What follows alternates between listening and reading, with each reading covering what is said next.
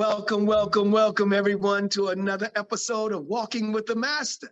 Man, this road that I'm on is so incredible because I get an opportunity to walk with various masters all around the country and actually the world, as you already know, those of you that watch. Well, listen, I am Grandmaster Abdul Azziz Muhammad, and I have the awesome pleasure and privilege to always acknowledge my teacher, my primary teacher that began to teach me. And of course, I have acquired more due to him, and that is Dr. Moses Powell. That's my brother. He is as a father to me, and I am excited to be here. And I have someone who has been around for many, many years. I want to introduce to some and open the door for others. But this is my brother Grandmaster Darrell Omar Bullock. And Ush, my brother, how you doing? Lovely, man. It's a blessing, a pleasure, and I'm so happy to be able to share some of my history with you. And congratulations for keeping this torch alive, man, because that's one thing about Doc, man. He wanted to make sure that even if you came to the breakfast, the lunch and the dinner, you got to stay around if you want the dessert. So a lot of people left the entree before it got to the full menu. So you're one of the brothers that stayed around for the whole deal. So, and you're still around. That's why you can do what you do.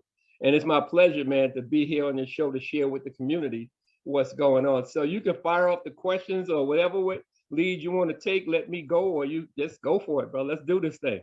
And I'm excited, and let's just do that. Now, let me start off with, and I normally start off with the concept of the root, going to the root, of people going to your root. Where did you actually experience, your training? How did you get to know Doc? I mean, I don't want to give you too many questions at the same time, but in terms of your training, where did you come from, and kind of give me an idea of that? Okay, excellent. Yeah, glad you asked that. So I was born in Harlem, Strivers Road. Then we moved to Brooklyn, Brownsville. Okay, so it was a lot going on in Brownsville. And so they would do a lot of martial art demonstrations. And I saw one guy doing roundhouse kicks from his knees.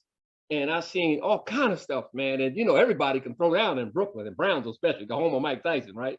And so I said, man, I got to get me some skills, man. So I told my father, one of my classmates was going to Grandmaster Ronald Duncan. But we're talking 1968. And he lived in Brownsville at the Tilden Projects. Now, can you imagine? He's taking us to the dojo, 519 Court Street. We didn't know the man was that great. And we're like, and I'm like, we're riding around with a serious master at like 20-something years old. That's how old he was. Then it was the great three, him, Doc, Cofield, the Magnificent Three, man, three the hard way. So I got in there and was training. And so I went to James Madison High School. And that's where Grandmaster Cross had also attended, because he's from Brownsville. And so I got exposed to so much early. And there was a man named Jesse Watson, a brother, who used to train Eddie Mustafa Muhammad. So back in the 30s, he was involved with the nation. And so he exposed me to some things. I'll get into that in a minute. So, 68, I went with Grandmaster Duncan for a while. I got with George Young, the Shotokan era, for a minute. And so the demonstrations would come about.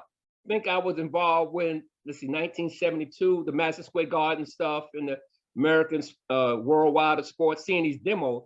So I remember reading a karate magazine, and I hear this thing introduce this guy, the size of a lumberjack, the grace of a ballerina, the speed of a gazelle. Meet Master Moses. I'm like, who is this guy? And I'm seeing this guy just flow like water through the man, just doing it, right? So I found out that Grandmaster Crossan was going to Sanuces before I got to 7C. And so I went up, me and my buddy Raheem went up on 4th Avenue to check out Doc, right? And it was a sister that was there, and he was there. So I call this my first encounter. This big, massive brother comes out the door. Yes, sir, brother. How can I help you? Yeah, we're looking into joining Sanuces, some jujitsu. He said, yeah, we'll talk to the sister. The sister said, I can't remember that sister's name. She said, well, this is not an ordinary dojo. I said, no, I'm quite familiar with who this guy is. He said, before you go any further, brother, you notice there's not a lot of trophies in here, right?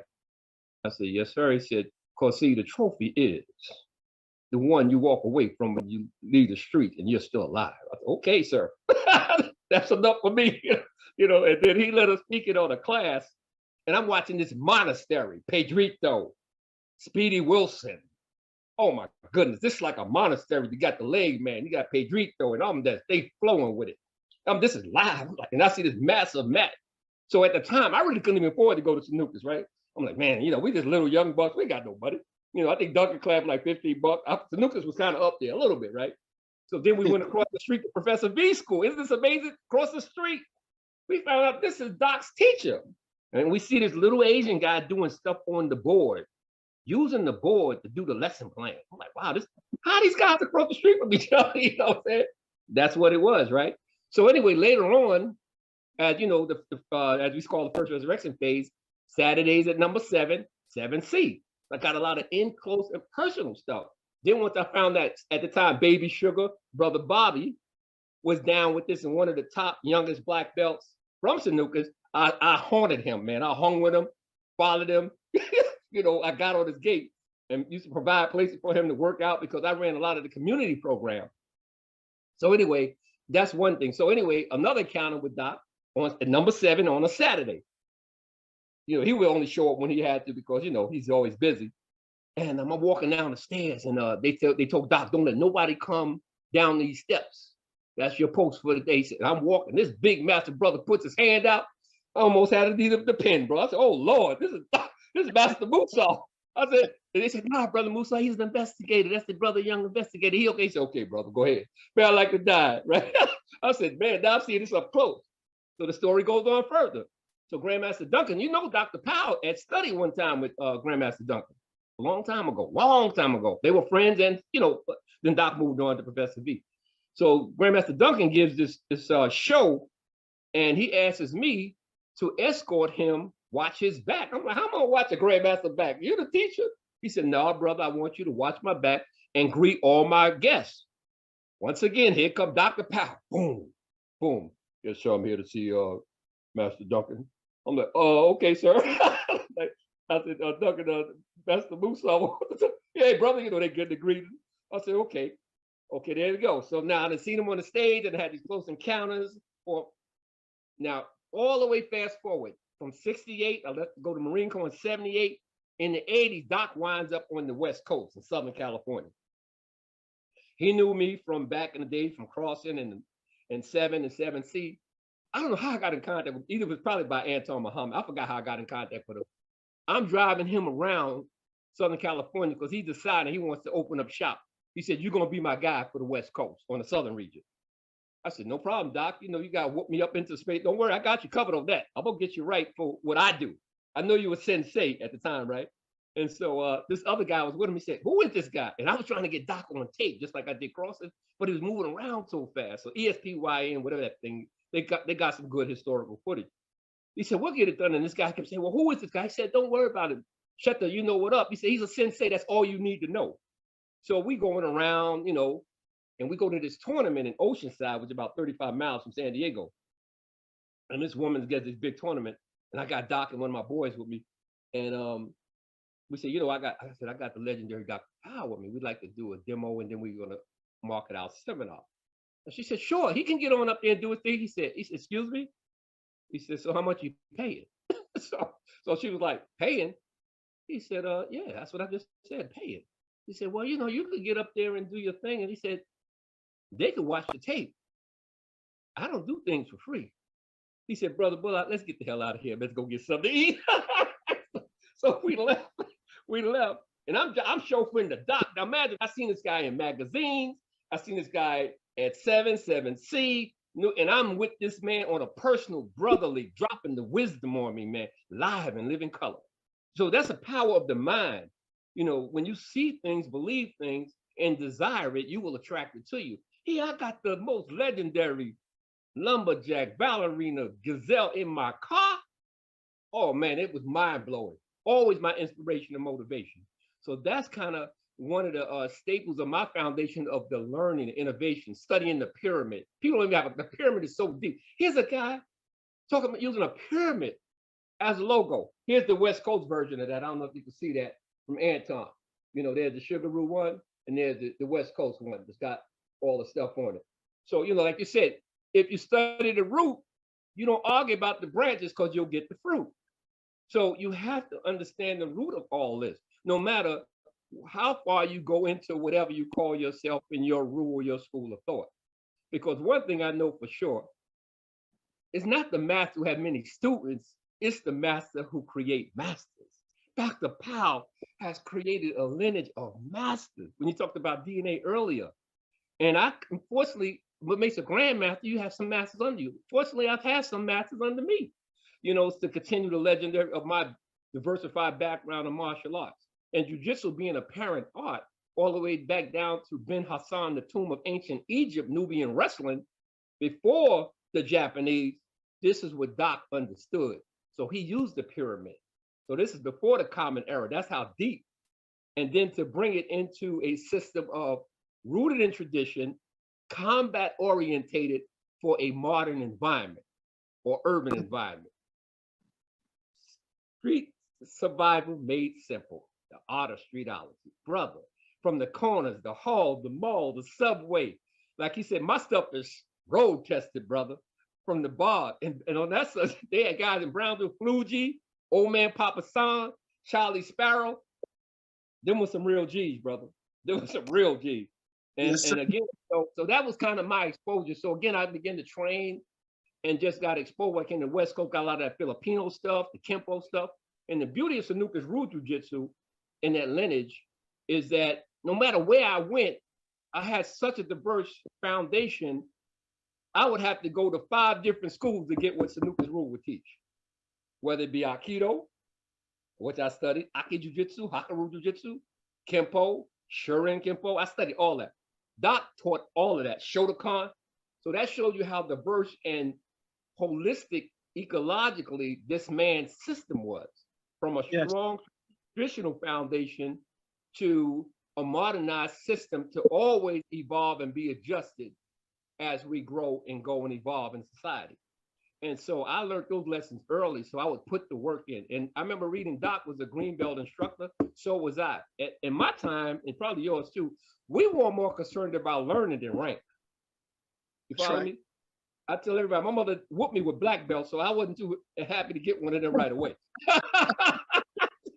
so my point is that we were so taught how to be teachers. Whatever you knew well, you can pass it on to the next student. So yes, I had a lot of personal encounters with Doc on a brotherly level, instructor level, influential level, master, all of that, man. So he gave me a foundation to learn. And he always called me the smooth brother. He said, man, you're so smooth, man. But I took and really paid attention to his understanding, his ability to teach and make people greater. And that's what I always wanted to do, make people greater so that they can leave a staple. So when people see me or see you or whoever in their lineage, they know the root of that. Because this is something that's groundbreaking. This is something that I tell the students all the time, you don't have to be perfect, you have to be prolific. Prolific means production, produce. Doc produced a lot of greatness in all the lineage of the Sanuces Rule family and beyond, all the branches that came from that. So I'm honored to be able to speak like this because I was there. And maybe not necessarily always there, but as they say, I touched the hem of that garment, brother. And that's enough. I probably surpassed a lot of cats even just touching that. Trust me. And my man said, try me, you will not deny me, brother. I guarantee you.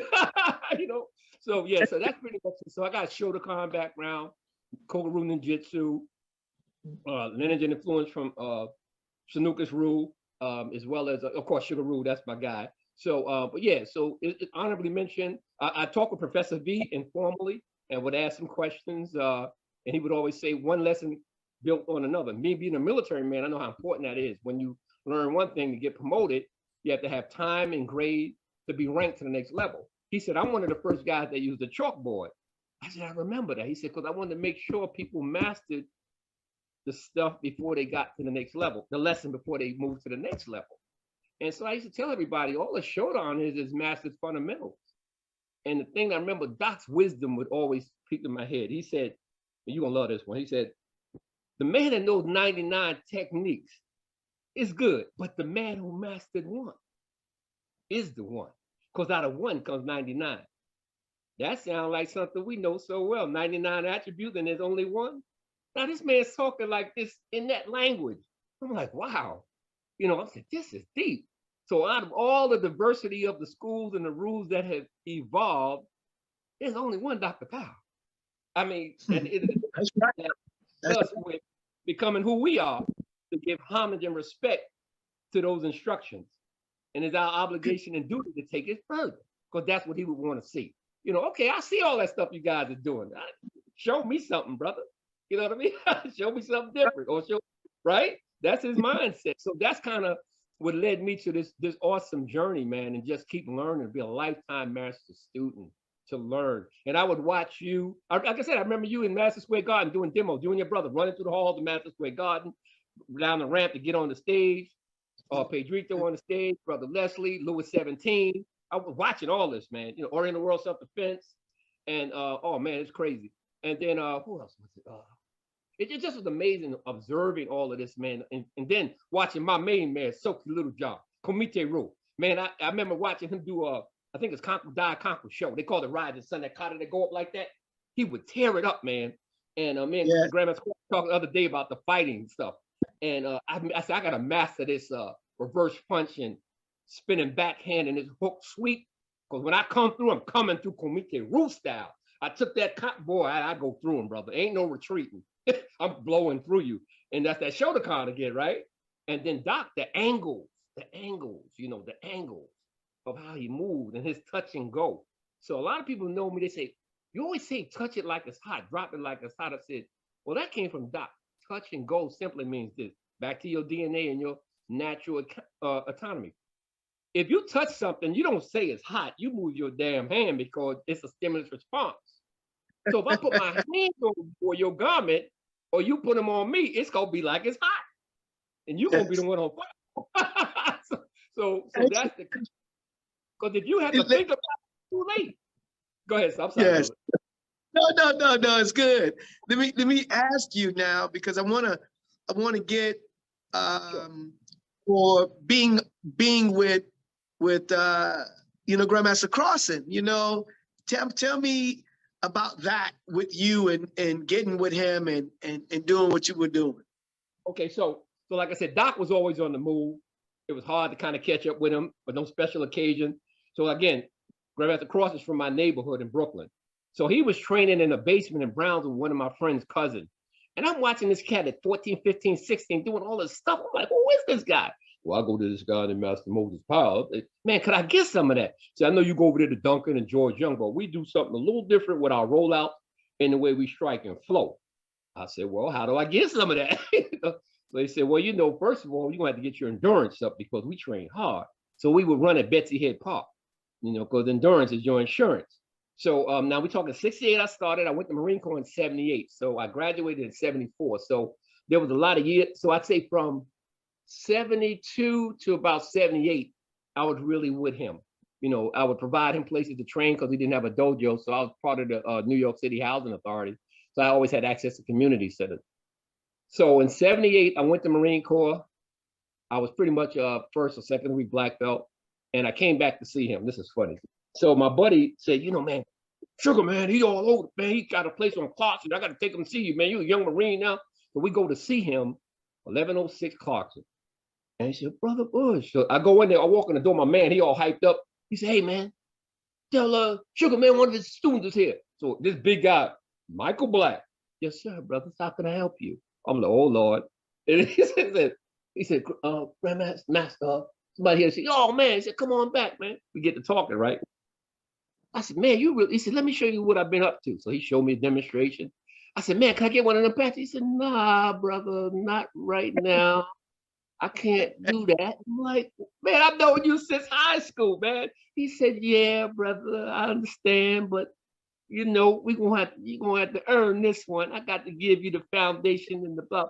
I'm like, oh, come on, man. So anyway, so moving forward, 10 years later, that's at 68, 78, 88, his father had transitioned. And I called him up. We were in touch. He came to California to do some seminars. And I think that's when I set him up to do the videos. And so I was opening up a dojo. He said, okay, brother. It's Doc fashion. He said, I want you to show me your punches, your kicks, your rollout. I want you to do all that. Show me what you're working with. Then he said the magic word, brother, as he's come. Bam. Okay. Bam. Okay. I'm like, okay. So I said, oh man. So I was telling my buddy that I was bringing him out. He said, have you been working? I said, I'm good. He said, you sure? He said, now he was bad at 16, but he's a beast. I said, I got it, brother. I got it. He said, so how did it go? I said, yeah, he messed me up. he trucked me up, man. I said, man, I forgot pain felt like that. Boy, he put it on me so bad. He said, all right, you ready, man. So we're going to climb this ladder. Then, we kept going. He said, now, brother, here's the certificate. Here's some patches. Now let's go get building. And that's when I just got going in, man. Emulating him, learning all of the stuff in my head. And one of my highest honors was that one of my students saw him and was bragging to me about him. Man, this brother here is cold-blooded. He is bad. He said, yeah, that's nice to hear. I said, this is the guy who taught me. She said, oh my God. Again, the master that creates master. So yeah, so now I think 88, now I hadn't seen him since 78. So we're talking over 30 years. I reunited with him. It was at a moment. And I never was hungry for rank. I just wanted to master the skills, man. You know what I mean? And be honored to represent the lineage of the jiu-jitsu train, from Sanuces on. And I'm telling you, Grandmaster CrossFit do not honor anybody that easy with any rank, brother. Trust me. You're going to have to pay the price, to get that. Because he's a perfectionist. I mean, perfectionist. And that's how I got. Then he just started, my rank started climbing again, like I said, after 30-something years. And then about a couple of years ago, he said, you know what, brother? He said, I want you to check your email box. Said, you've been around a while and you've earned your stripes. I'm honoring you with Grandmaster, your 9th degree. I like to fill up the chair. I said, you got to be kidding me. Coming from him? Woo! So yes, I had some close encounters, influence, brotherly love and relationship with Doc, but to have one of his top rookies from around the world go with him to be under that same bloodline, I felt so honored, man. And that's kind of, so yeah, so after leaving New York in 78, hooking up with him in 88, and since then, it's back at the, so that's like 30-something years back under his fold. And I feel like I've gotten better than I was at a young age. Isn't that amazing? You feel more cleaner with your movement. I'm 66. Man, I'm just, just as fast and smooth and memory still working. You hurt every now and then, but yeah, so it's been a blessing. Oh, brother, you didn't know that arthritis, the righty brother, could put you in a wrist lock when you least expect it from all of injuries, man, But yeah, so that's it. So I had like a good 30-year run after knowing him from the 70s to get this system down pat. And I help him a lot too, because him and I are close. I'm one of the people I can say that can have a relationship beyond martial arts with him, just like y'all have with Doc, and how Stone was saying how he had with Doc. Yeah, so we can talk about a lot of things and help each other, without egos, man. So that's pretty much it. So he just made me, no matter, even to this day, if I watch him do something, watch you do something, I still learn that little twist, that little tweak that makes my stuff even better. Because I'm open to learn. Yeah, so that's pretty much it. So it's been a reuniting of about 30 years with that brother, man. Yeah, isn't that amazing? From the 70s to the back again, man. Full circle. Yep. Well, it's beautiful. I mean, like you have fraternities. When you may have gone to school at one period in time, but you stay with each other in terms of the spirit. And so fraternities and the military, you come up out of the military, you still repping. You were in the Marines? Marines and Air Force. Marine and Air Force. Sure. You see, so even with that, you may have been out of that all the time, but you see anybody with the birds on, or anybody that come from that time in that arena, you still have communication. There's a contact. You see, so our training is a fraternity. It is something that goes beyond just having been on the mat at one period of time. we should be able to, and we do, of course we do, recognize each other from that time and build from that. And because there's no time. If we don't see each other in 20, 30 years, when we do see each other, we should still be in love with each other and care about each other like we had been at one time in the past. Tell me a little bit about in serving in the military. What did you see? What was the I don't want to say difference, but what was the difference in those things, or how is it related to like the art? And you have those who trained in the art and those like yourself who were in the military. Talk to me about how the relationship between those things. That's a beautiful question, because I was thinking about all of this because I write a lot of memoirs in my journal. So it goes like this, and I'm gonna put it out there in the universe. It simply goes like this. By the time I got to the Marine Corps, I always tell people my mother was my first drill instructor, so they couldn't do nothing with me as far as what they could call me, what I haven't been called before. So being already that I was basically, like I say, a low-ranking black belt, I already had discipline, of the training already.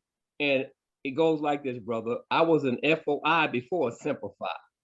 Come on. Right? You see now, I don't tell everybody that, only those who need to know that, but I was already ready, brother.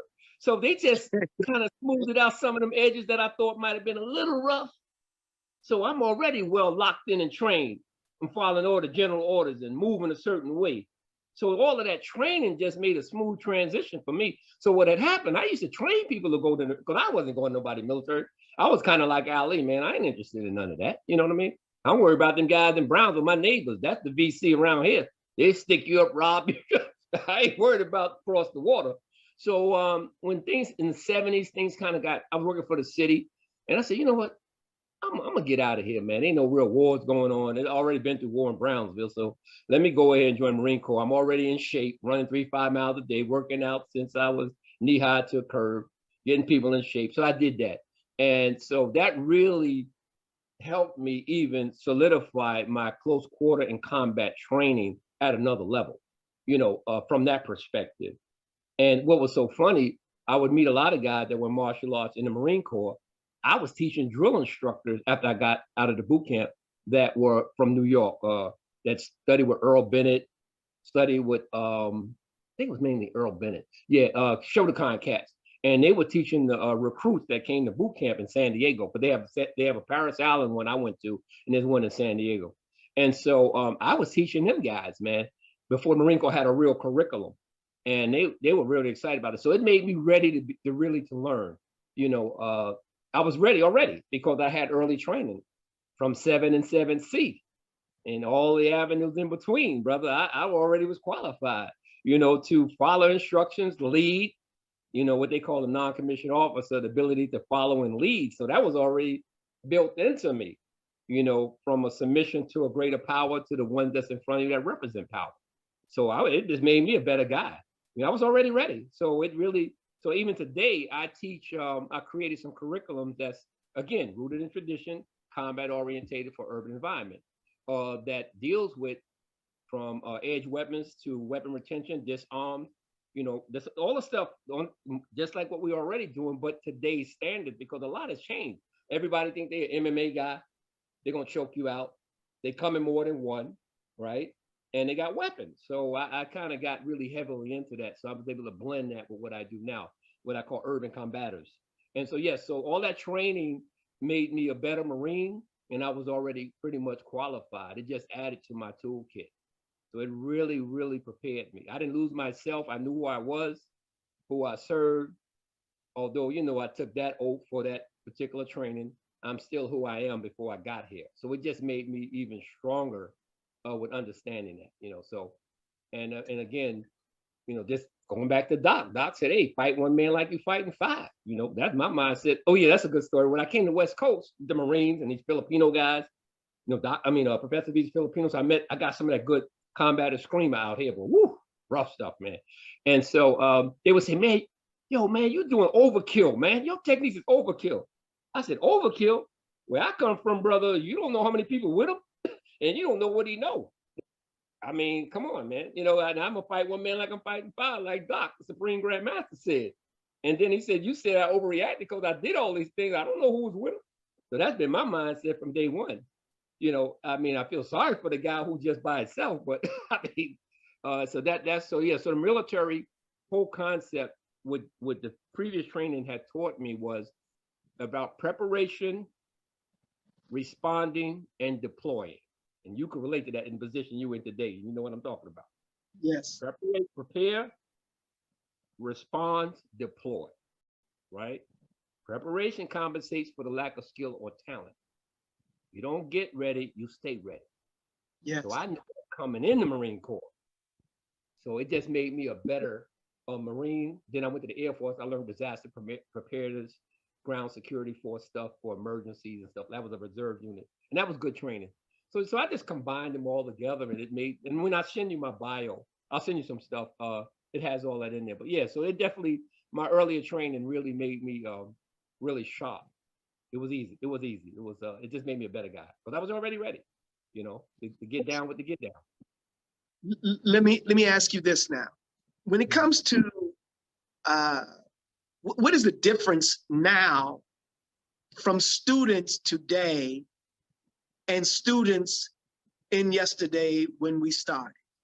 What's the difference?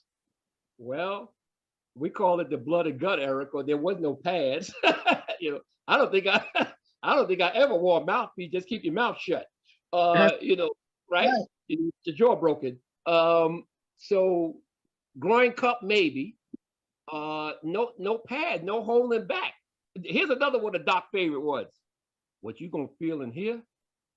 No one in the streets will ever hit you that hard. Me and my buddy said, what the hell are we signed up for? You know, so again, you won't have no students because people would come to me now and learn that old school way you do, man. And blah, blah, blah. I said, no, you don't. You're not gonna make it through the exercise. You're gonna be throwing up, sucking for wind, and we ain't even get to the technique yet. And then when I pop you a few times, you're gonna think I got something against you. No, man, if you don't know how to react to the pain now, because in the dojo you learn, you practice on your own. You can make mistakes here, but on the streets you can't make no mistakes. And we both from New York, so you know what happened in New York. They said down here on the ground ain't no place for living. And Doc said the ground is my is in my assault chamber because guess what? I roll on it. I don't lay on it. You know what I'm saying? After I put you on it, you know. So you know it's real. So yeah. So the students today, unfortunately.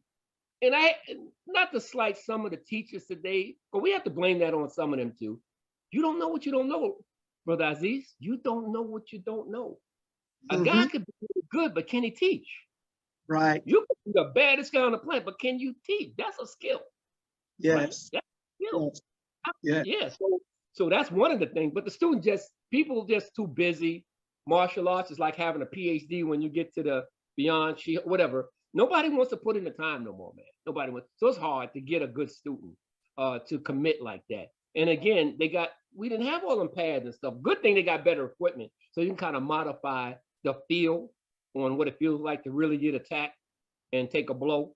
But yeah, so it's just a different era, man. They just don't get it. And for what you're doing is really plausible and welcome because if they don't hear these stories, they'll never know. They get all consumed with the dog fighting I call MMA, you know, just enough to get you hurt, cauliflower ears and scrambled eggs for pennies on a dollar. It ain't like boxing, that's an art. So yeah, it's just that we had a rough blood and gut time, man. You're gonna learn today. You know, when the instructor said, come, brother, don't come playing. You better come for real, because if you don't, you're gonna pay. Now you hit somebody, you got a lawsuit, man. You know, you got it. Even a limited liability waiver can't save you because you know these lawyers will take you. You know, so yeah, so it's a difference, man. They just don't. I don't know. It's the generational thing. I think there's still some out there. You know, there's still some out there. But yeah, good teachers and students that really want it bad enough. You know, because people say, "Oh, I want to get like you," or what I see.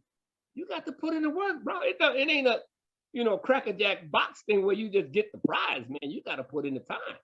You That's know, right. I told you Before crossing, it was what, 10 years later, I rehooked up with him. Now 30 something. Hey, the journey, brother. It's not the destination, it's that journey. How many That's right. people take that journey, brother? And so, yeah, the students today, they just don't have, I mean, unfortunately, there's some good ones out there, but they just good teachers and the willingness to learn, and that's probably it. So it's a difference though. The student core is a little different, man. Even the military having problems with that now. They're Yes. soft a lot of their stuff. I mean, back in the days, it was brutal, man. So same with the martial art. As we say, first resurrection martial art, blood and gut era. So to do that today, I remember a funny story. I went back to Brooklyn, and I'm coming into Grandmaster school. I'm teaching guest instructor. I'm putting it down, brother. I'm putting it down. He pulls me to the side. He said, brother, what happened? Did I do something wrong? Nah, just, man, I'm blowing, I'm going through. He said, nah, bro, you can't do that no more. Hey, I don't know. I know that's how I was taught. So yes, it's a different generation. Not that you can't get the same teaching, you just gotta modify a few things, man. Or you'll find that one or two or three. And you laugh. I'm trying to be diplomatic as possible. Get the message out there. It's rough, right? So I hope that answers the question. I'm just so excited, man, to share this with you. It's good. It's good. I haven't seen you probably at least 30 years, brother. yes, sir. It's like we talked to yesterday. Yeah. So it's so I'm sorry. This just gets me going, man, because it's some real stuff going on. Yes, sir. So in terms of okay, of course you have yesteryear, we have that blood and guts time, and as well as a student, the student is different than what it was. Also, you have some teachers now are distant and are different, like you were just mentioning. And I agree with you that, because of the time or the condition, the Honorable Minister Louis Farrakhan says, he talks about the time and what must be done. Yes, sir. So in terms of us as martial arts teachers, we can't teach exactly the same way that we did, because like you said, it'll be lawyers involved. They'll be leaving the dojo. All of that will be happening. Yes, but there is still the concept of teaching how to think, you see. So in that particular situation, we find that there still has to be a way of teaching and the students how to think, which, okay, it's they got to experience something now. We can't let them go without experiencing something, but we can't give them what we were. I know I've had to make the distinction in terms of training, because they're not ready to go there, but it says what? Be ye transformed by the renewing of your mind. So that's a part of what I'm just bringing out right now, is that we still have to teach how to think, and that is a lot of what we're teaching them, without saying, not even saying, but without removing everything, because we got to still make it hard, like when it says fatigue will make a coward of us all. You know what I'm saying? We can't allow them to be fatigued where we don't give them anything, but there is another level of training that we have to also introduce. Is there anything you want to say in that area? Hopefully I can elaborate on that. But one quote you just made come to my mind, Marine Corps used to say, pain is weakness leaving the body. Pain is, I'll say, man, Lord have mercy.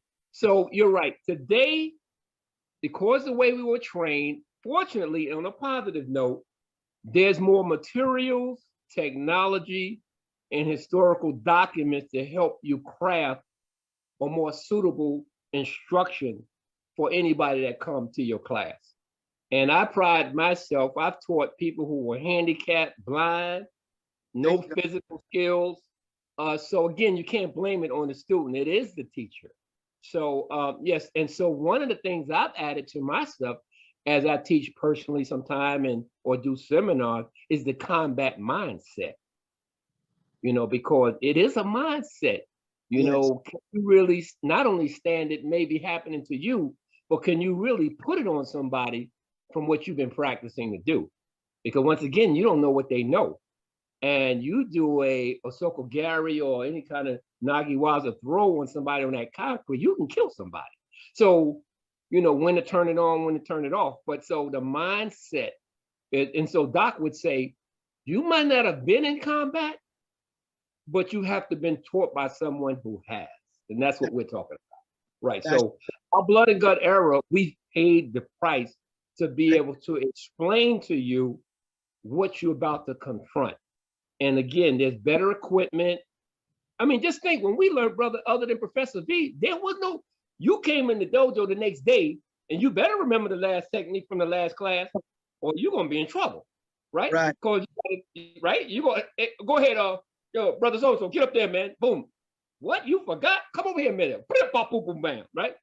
You're going to learn, right? You're going to get that muscle memory. So today, man, I have a library of I'm glad I learned that way, but I have DVDs, which I got to send you one with you on it. Oh, I got books. And I study all the time. The anatomy and the physiology, the whole hit. So we can teach more scientifically. We got online now. You could say, go study this pressure point. Go study this, X, Y, Z. All of that gives us a little more preparation to train a student better and to teach them about the combat mindset, even if you've never been involved with an altercation. So that's the good thing about today. Yes, we have to adjust. Like they said, if you're sailing a ship and the wind gets strong, you cannot adjust the wind, but you can adjust the sail. And that's what us as instructors today have to learn to do. Because I'm not turning, everybody has a right to defend themselves. I'm not going to turn nobody away because, and you'd be surprised, even the ones who seem the most softest wind up being the most hot. Guy that can't take a punch and a throw and he's tapping and tapping, beating himself. Next thing you know, the guy's a beast, right? Because now he's learned, he's adopted. Again, good instruction. So from what I know, anybody that's going through any of these doors we're talking about, because I was a guy that was smooth, like the dress. I ran, I got good hands, I wasn't about all that roughneck stuff. I'm dressed too clean to be fighting. You know what I mean? But boy, when they put it on me and showed me what I was capable of accepting and giving, whoo, I said, I'm a dangerous man now because I know what I'm going to put on you. So, hey, it's all good. But yeah, it's all instructive. So we have more tools in our toolkit today than ever. And you do a good job of that. You're still going. I just laugh sometimes looking at Soki Little John. I can only imagine him, and even Grandmaster Crosby. I mean, they be like, man, brother, man, you don't know where it's hard to keep, if you got a dojo, bless you, brother, because it's hard, man. You know how many dojos closed down since our era? It's hard, Yes. man, to, keep a place open. And nobody, everybody got these busy schedules. But yes, and again, it's all about having more knowledge and information available today to better instruct people. And you can give them some homework now. Before you had to memorize all this stuff. You ain't nothing to go watch this on video. Let me email you this PDF. Let me show you this PowerPoint. So can you imagine I used to tell everybody, I said, when you get to a showdown, you basically just took 3 years of ass whippings to learn how it feels. Okay, now you're going to start learning. So if you can last at least 3 years, then you're ready to go, right? We start with the cues backwards. Now you're on the 1 to 10, the dance, right? So, hey, man, so that's what it's about. So again, good fundamentals, massive foundations, and good. And again, we have more available. I can't emphasize that enough. The information that's out here now. I mean, like Dr. Powell would say, he said, watching it on video is one thing. Reading it in a book is another thing. Seeing a live demo is another thing. You know where I'm going with this? Yeah. Well, feel it, believe it. When you feel this, you're gonna never forget it. When it's been put on, when you've been putting them goosenecks, brother, and twisted and popped in the head, what is pain? That's my friend.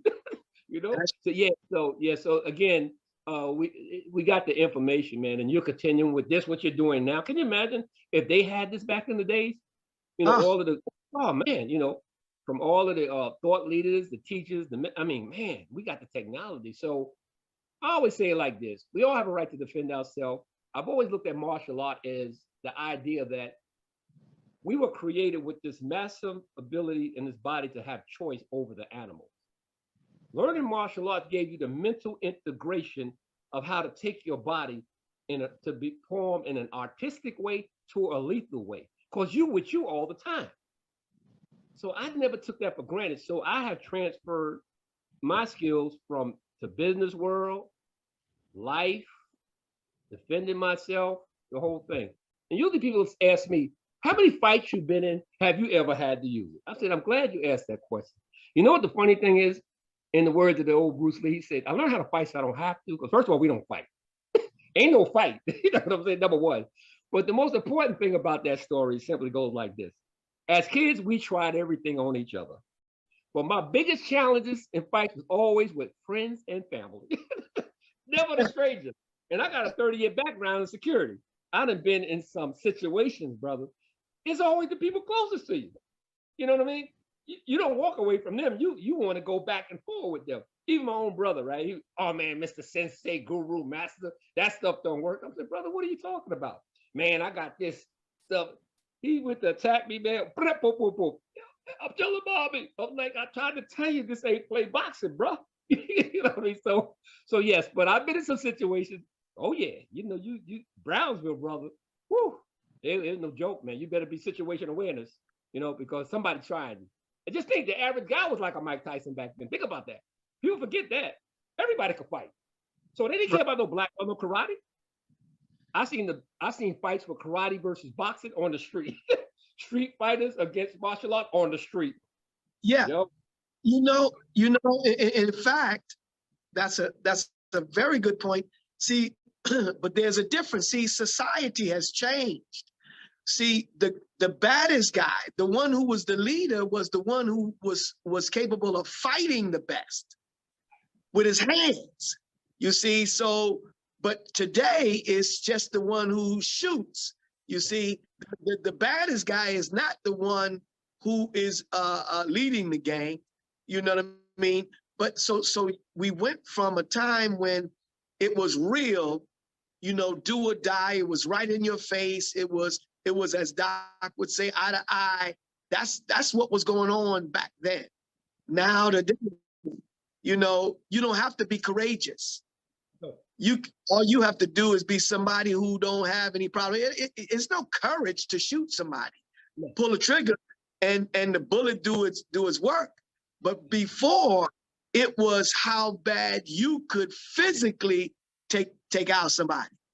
Right. So yeah, so that's some real stuff from back in that time. So it just shows us that time has changed, you know, so the enemy has changed in us and around as well, you know.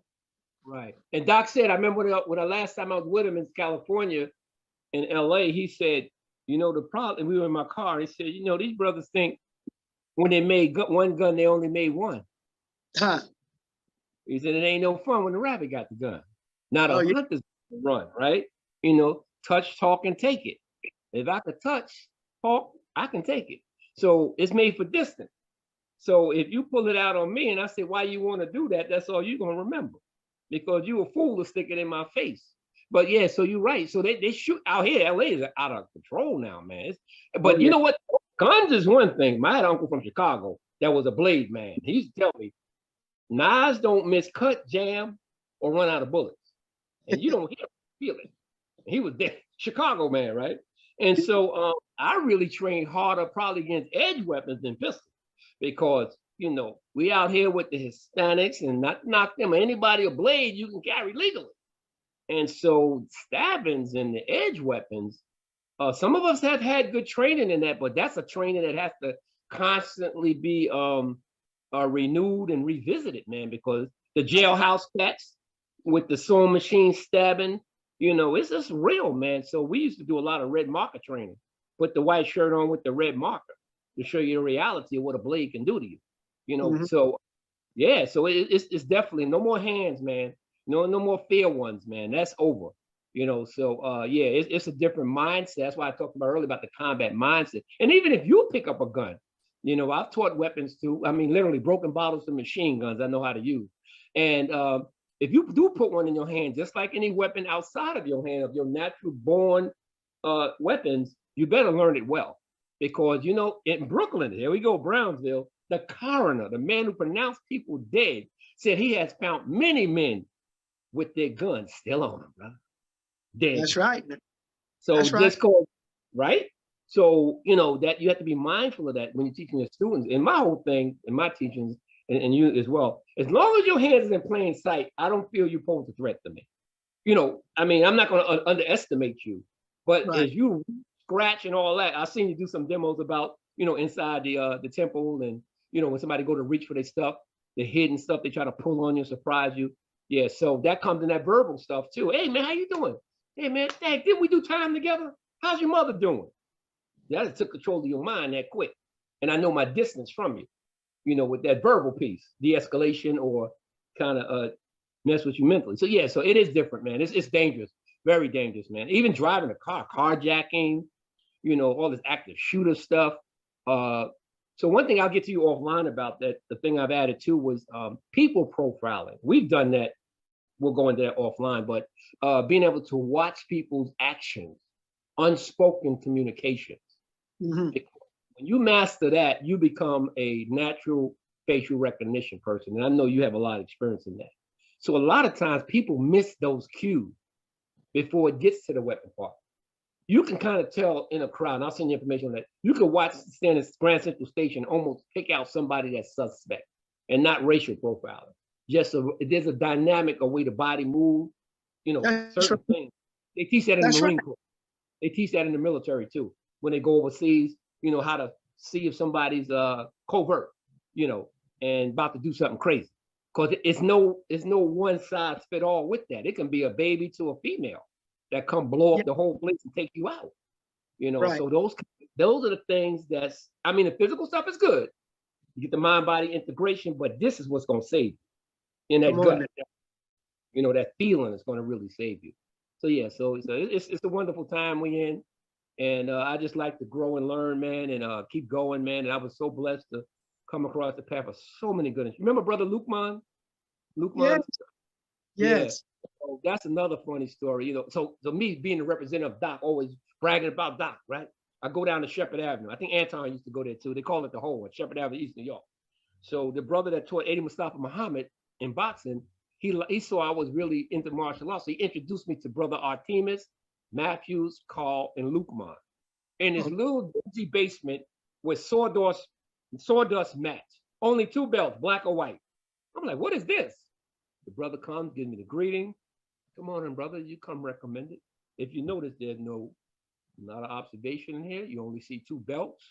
You can be paired up with anybody. Warm up, stretch. Man, I get with Lukeman off the riff. This man's an Aikido master. When I left there, brother, I couldn't bend my, I said, and they was doing the dance, brother. So I'm talking about Dr. Powell Mosley. They said, brother, it's okay. He's still a baby. We old timers. I said, yeah, I understand all that, but ain't nobody did what he did. I don't care what you say. You know, all right, brother, you got your Moses thing off now. Now get back into class. I was holding and fighting. No, Doc is the man. Anybody that move like that, come on, man. You guys talking that stuff, but ain't nobody elevated to that level, man. You right, brother. You right. Okay. We good now. Yeah. Then they put it on me. Yeah. So yeah, there was some good, crazy stuff, man. But yeah, it was a blessing to go full circle from observing magazines, reading articles, live performances, number 7C, to get to know the man personally. That was like amazing to me. And it was beautiful, man. And to meet all of the fraternal brotherhood of this. Some guys I don't know. I know most of y'all are old brothers, but yeah, just to see it keep going like this, it brings me honor when I turn on the YouTube and I see you and a couple other guys still doing it, man. I'm like, man, this will make Doc proud, man. You know, like I said, nobody's perfect. You just have to learn to be prolific, man. Produce. And Yeah. Doc was a producer at the end of the day. You know, that's what the ball's down to. And this is why we're able to talk like this, because we got the pyramid goes up what you see, but there's another side of the pyramid you don't see. So don't get caught up in, right? The visible part of this, right? And then that 360 that's around that, forever learning, 360 to the 9, brother, completion. And then it starts all over again. So a lot of people don't study the symbolism, the root. You know, if you understand the root, once again, the branches doesn't matter. The fruit's gonna be there, you know, but you got to understand the root. And I've been blessed to understand the root, man. And so I'm proud to represent this lineage, man, and make some noise with it and let people know, hey, the old school way is still available for those who can handle it. But we still can teach you. We can modify it for what your needs are, basically. And that's what a good instructor is, you know. You don't want to be busting up a multimillionaire, you know, and you gotta like, okay, put on a lot of pads, man, you know. But you know, you're gonna have to feel a little bit of this pain, you know, if you want to be your own bodyguard, right? So anyway, that's it, man. So it's crazy, man. It's a lot. And we having a loose conversation. I hope the viewers can follow this, awesome. man. It's just a lot, man. Yeah. Well, I appreciate you tremendously. I'm glad that now we have crossed our paths again and we can stay in contact with each other. I'm looking forward to having you on again so we can talk about some things. You know, we're gonna have to get into that number 7 and 7A stuff. Oh, you know, oh man, oh man, a lot to talk about. You know, a lot to talk about. I wanted to kind of, like you said, this be more of an introduction. I'm coming out of the shadow. Few people know me, a lot don't. Just kind of, you know, flow. Then we'll get more structured, if you will. Whatever way you want to do it, I'm ready for it, man. Whatever way. Well, I'm just happy that you came on the show, and like I tell them all, you know, I tell all of them. I mean, you know, the first time you come to the show, you know, you're a guest on the show, but the next time you come to the house, man, don't be asking me to open up the refrigerator. Just go and get it. Yes, sir. Yes, sir. Definitely. It's your house now. So this is for you, and for all of those, because it's for Doc. It's for Doc. It's for Soke. It's for Grandmaster Cross, and it's for all of the masters to take advantage of this. You know, I don't come out with crazy questions trying to look for anything crazy. No, I'm looking for you to share your life and things in your life so that other people can be edified by what it is that you say. So I appreciate you. Thank you for being, you know, on deck. And we can take advantage of getting on deck again at very soon. Very soon. We're going to be call out the order, brother. I follow instructions well, brother. Just let me know. I know you're a busy man. Man. I'm honored that you took out the time. I know you, man, you're busy, brother. I said, he might have forgot already, man. I didn't want to bug you, you know. I just said, you know, I'll be patient and just wait for him to hit me up. But I was ready for you. So I said, you know, yeah, that's good. Listen, put me on speed dial. So anytime there's a question, a thought, or comment, call your brother. All right, so I got your email now, so I can shoot some stuff over to you. Yes, sir. Yeah, definitely. Yep. All right, hey, well, be well, my brother, and to be continued. Definitely. Yes, sir. Yes, sir. Okay, good. You out there. I want to thank you. I want to thank everybody that's on the show, watching the show at this time. Thank you for always being there with me, and we're going to keep bringing it to you as best we can from bona fide persons who have been there before. So may God continue to bless you and keep you all. We still rocking Ramadan right now. Ramadan Mubarak. And I was Kareem. All right. All right. Well, have a wonderful one. All right.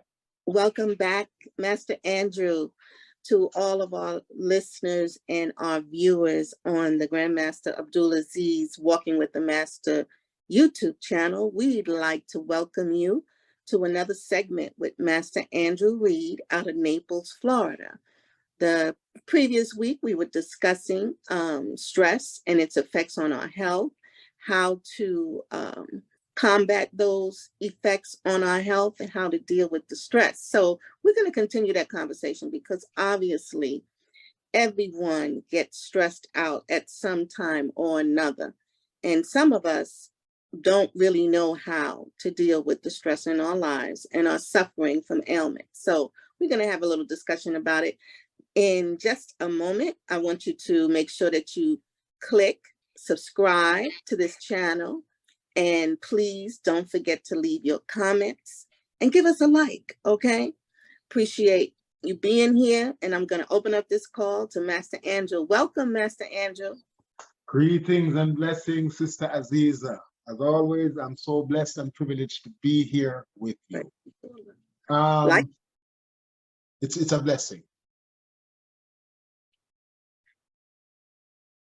thank you so much because, you know, Grandmaster, he loves to be able to share wisdom, knowledge, and he understands that it doesn't always come from him. So he likes to open up the path and the doorways to allow the people to share what they have experienced and what they've learned in their lifetime that can help and benefit others. So the floor is yours, Master Andrew. Greetings again to everyone. You know, last week we left off, you know, how stressful things are and how stressful we get through different circumstances. And, you know, Sister Aziza asked last week that what could we do to lessen that stress or to deal or to cope a little bit more with life, you know, with the stress that is going on. Do you have a TV in your house? I do. Lock it up.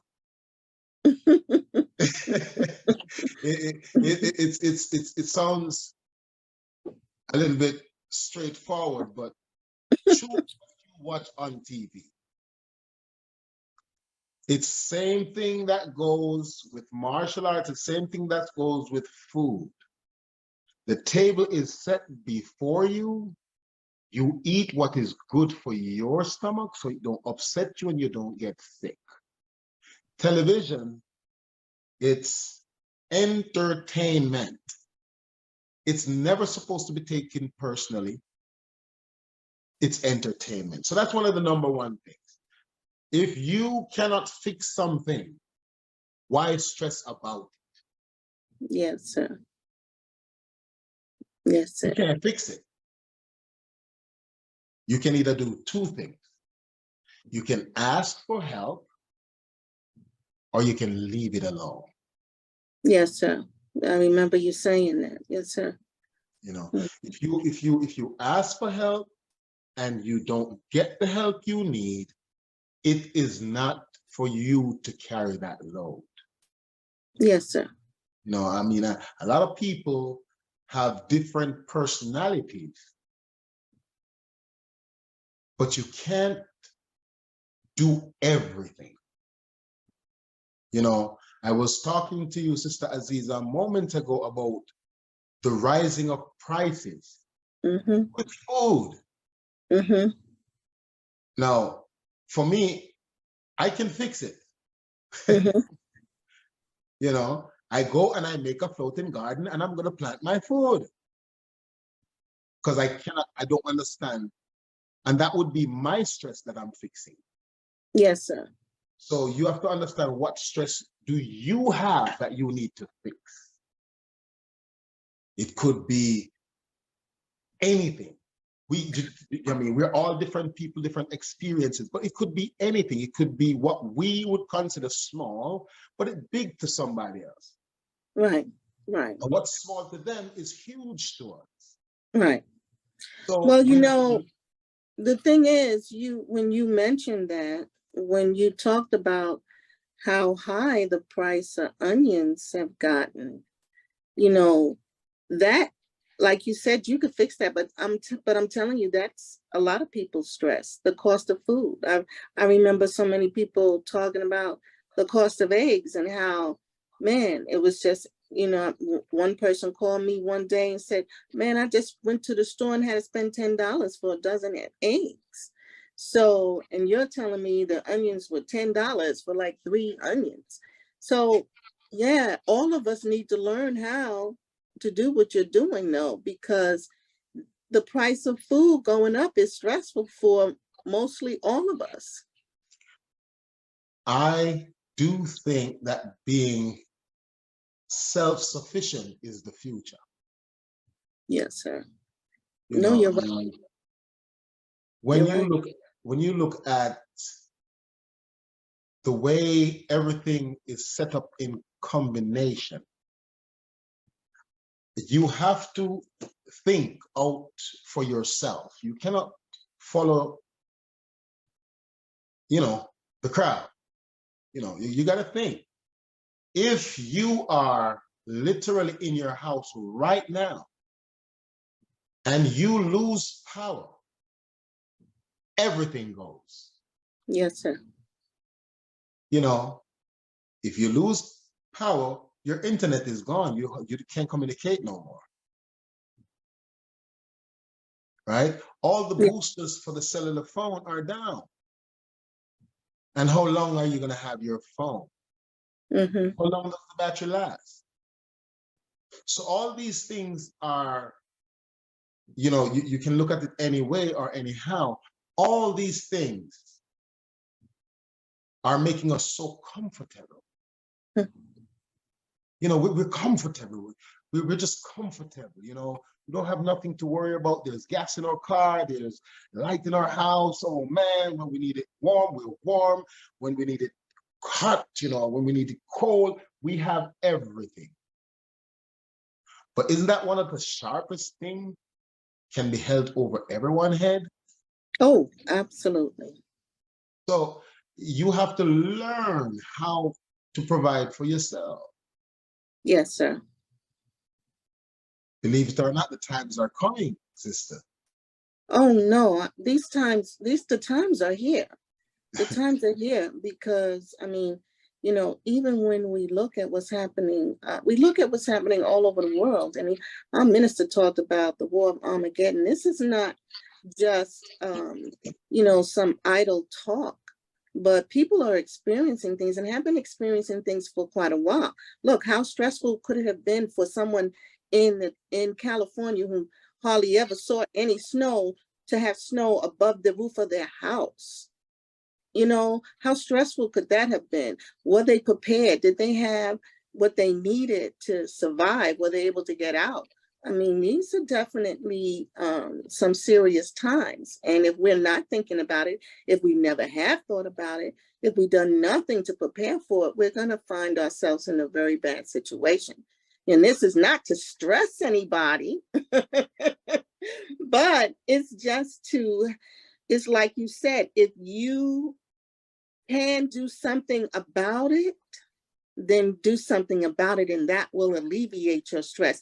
It's always better to be ready, right?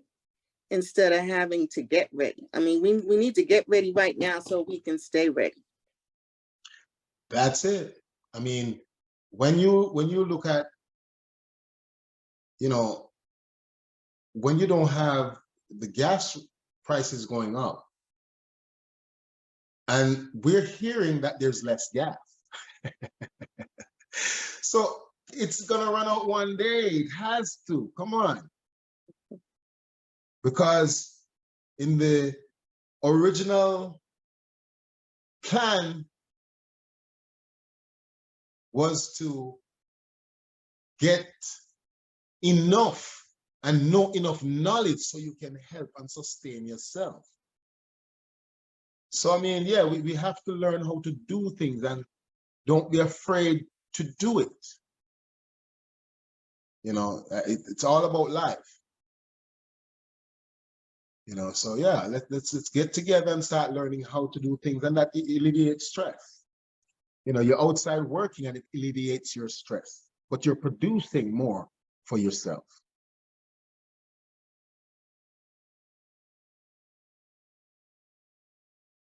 Every student of a master here today, you reflect your master teacher.